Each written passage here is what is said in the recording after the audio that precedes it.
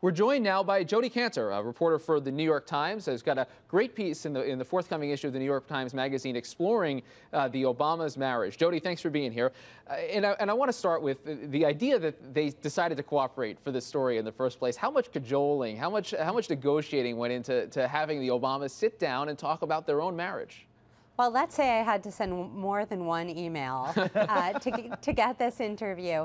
But you know, a lot of people have been asking me that today, and the answer, I think, is actually in the story. If you go to nytimes.com, the story's already online, and you'll see that the First Lady, you know, they both spoke with great honesty about the bumps in their own marriage. And the First Lady has this one quote that that I think is really resonant. She said that if being honest about her own marriage can help younger people, then it's worth putting herself on the line to do it.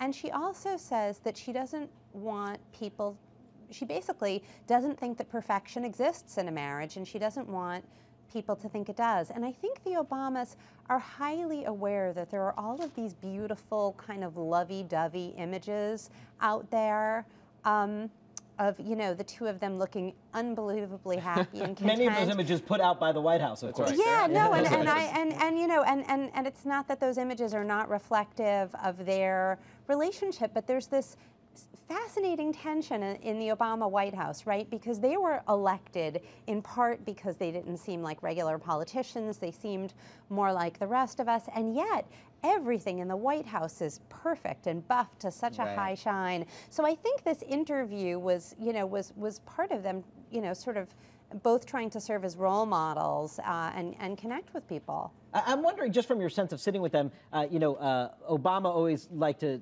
tell people during the campaign that Michelle would say, this is your one shot because we're still normal. And we may not be normal for very long, and it's only been a few years since we paid back our college loans and all of that. When you sit with them and they are in this highly buffed atmosphere that you're talking about, do they still seem like a normal couple to you, or do they have that sort of glazed over, we live in the bubble and like that's our new world?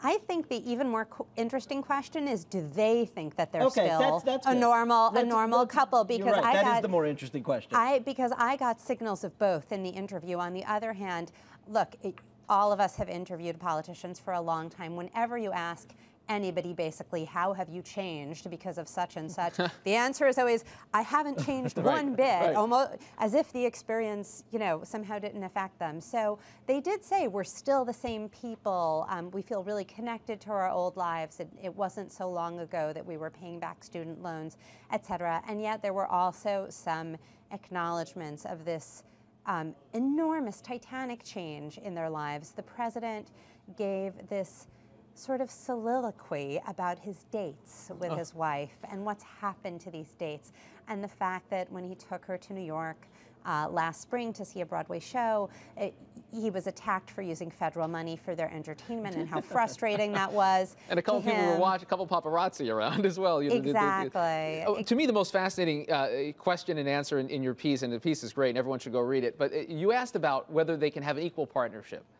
given one is the President of the United States, and they didn't know how to answer.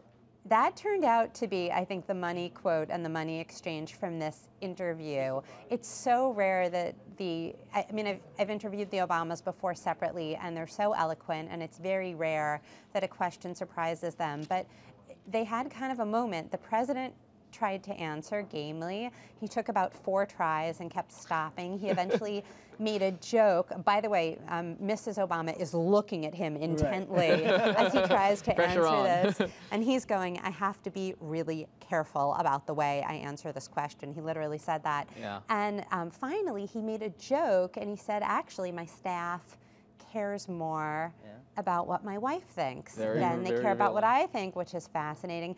And then Mrs. Obama finally steps in to rescue him and says, we are not equal in our jobs right now, but we are more equal in our private lives. It is a fascinating story, and the new issue of the New York Times Magazine coming Sunday. Jodi Kantor from the New York Times, thanks for being here. Great work, Jodi. Thank you. Thank you so much. Really appreciate it.